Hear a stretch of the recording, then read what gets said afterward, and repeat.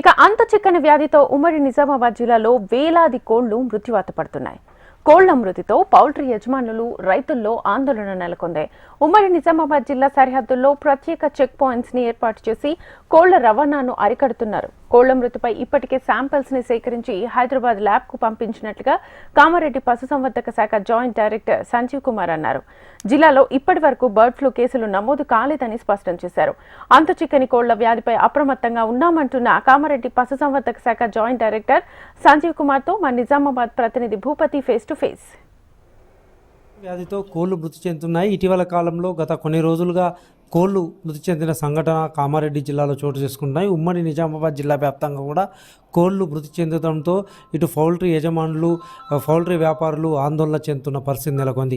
అయితే కామారెడ్డి జిల్లాలో అంతుచికెన్ వ్యాధితో ఇటీవల వరుస మరణాలు చెందుతున్న పరిస్థితి నెలకొంది. అయితే ఈ నేపథ్యంలో పశువైద్య శాఖ అప్రమత్తమైన పరిస్థితి నెలకొంది. ప్రస్తుతం పశువైద్య శాఖ జాయింట్ డైరెక్టర్ సంజీవ్ కుమార్ గారు ఉన్నారు మనతోటి. సార్ చెప్పండి, ఎట్లా ఉంది కామారెడ్డి జిల్లాలో పరిస్థితి? కామారెడ్డి జిల్లాలో అయితే చూస్తే ఇప్పుడు పరిస్థితి కంట్రోల్లో ఉంది. మ్యాక్సిమం ఫార్మర్స్ ఆ రోజు ఒక ఇన్సిడెన్స్ అయింది మన దగ్గర గిర్కూర్ మండలంలో. దాని ప్రకారం మేము అక్కడ చూసి శాంపల్స్ పంపించినాం. దాని పరీక్ష, బ్లడ్ శాంపల్, ఫీడ్ శాంపల్, తర్వాత లైవ్ అది డెడ్ బర్డ్స్ కూడా అక్కడ విబిఆర్కి పంపించినాం. దాదాపు వారం రోజు అయింది. ఇప్పుడు రిపోర్ట్స్ అయితే దాని గురించి ఇటువంటి రాలే. మేము ఏంటంటే ఈ వ్యాధితో పాటు అన్నీ కలిసితో వ్యాధి వస్తుంది. అంటే వైరల్ డిసీజ్ ఒక్క రకాలు లేదు. అదే కుక్కర్ వ్యాధి అంటారు, దానికి అదే ఆర్డీ కానీ, గంబోరో కానీ, కోరెజా కానీ, సిఆర్డి కానీ, ఇటువంటి డిసీజ్ దాంట్లో మిక్స్ అయ్యి కూడా ఒక్కొక్కసారి పోయే అవకాశం ఉంటేనే అనుమానం ఉంది.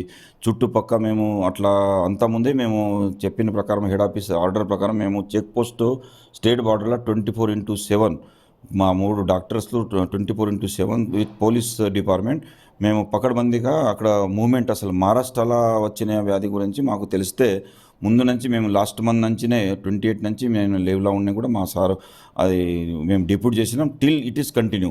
తర్వాత ప్రతి మండల మేము ర్యాపిడ్ టీమ్స్ ఫామ్ చేసినాం. ర్యాపిడ్ టీమ్ అంటే ర్యాపిడ్ రెస్పాన్స్ టీమ్ అంటే ఒక డాక్టరు, పారావెట్స్, ఒక అటెండర్, ముగ్గురు కలిసి వాళ్ళు మన విజిట్ చేస్తున్నారు ఫార్మ్స్కి.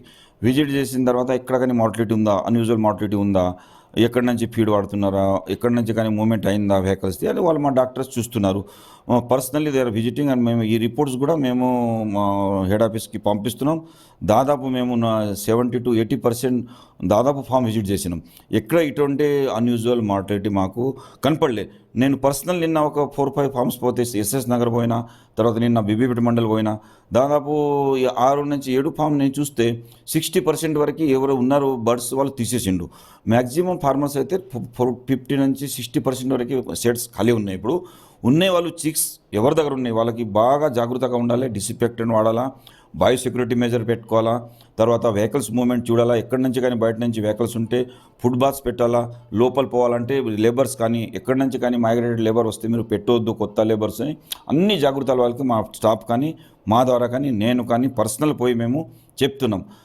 ఇటువంటి మాకు అన్యూజువల్ మార్టిలిటీ ఈ తర్వాత రిపోర్ట్స్ ఏం రాలే.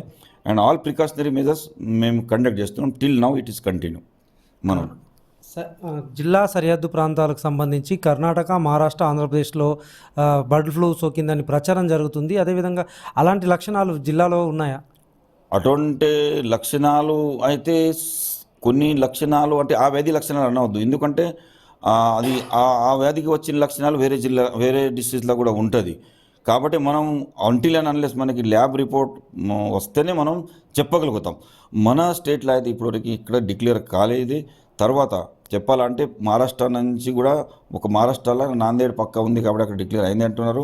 చుట్టుపక్క మేము అన్ని బార్డర్స్ చేసినాం. కర్ణాటక నుంచి కూడా బర్డ్స్ మూమెంట్ లేదు, ఏం లేదు. కాబట్టి మనం ఇప్పుడు దాని గురించి నాకు అది చెప్పరాదు, కాంక్రీట్గా ఇదని చెప్పరాదు దాని గురించి. చివరగా పౌల్ట్రీ రైతులకు, యజమానులకు మీరు ఇచ్చే సందేశం? పౌల్ట్రీ రైతులు యజమానులకి మేము కలెక్టర్ సార్ ఆధ్వర్యంలో మొన్న అవేర్నెస్ మీటింగ్ పెట్టినాం. దాదాపు 70 వరకు ఫార్మర్స్ అటెండ్ అయిన జిల్లా నుంచి.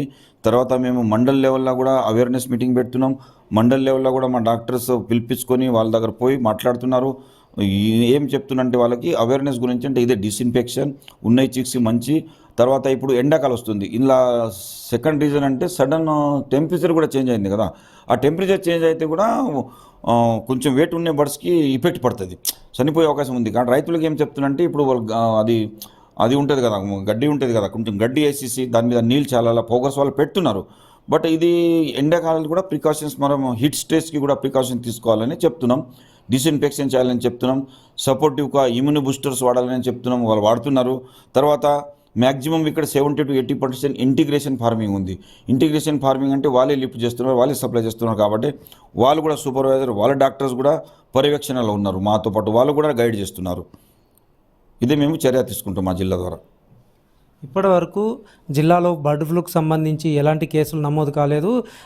కేవలం కోళ్ళు చనిపోయిన విషయంలో వాటిని శాంపిల్లు సేకరించి హైదరాబాద్ ల్యాబ్కు పంపించడం జరిగిందని చెప్తున్నారు. అదేవిధంగా పశు సంవర్ధక శాఖ ఆధ్వర్యంలో జిల్లా సరిహద్దులో కర్ణాటక, మహారాష్ట్రకు సంబంధించిన సరిహద్దుల్లో ప్రత్యేకమైన 24/7 వెహికల్ చెకింగ్ ఏర్పాటు చేస్తున్నాము. ఇతర రాష్ట్రాల నుంచి వాహనాలు రాకుండా చూస్తున్నామని కూడా చెప్తున్నారు.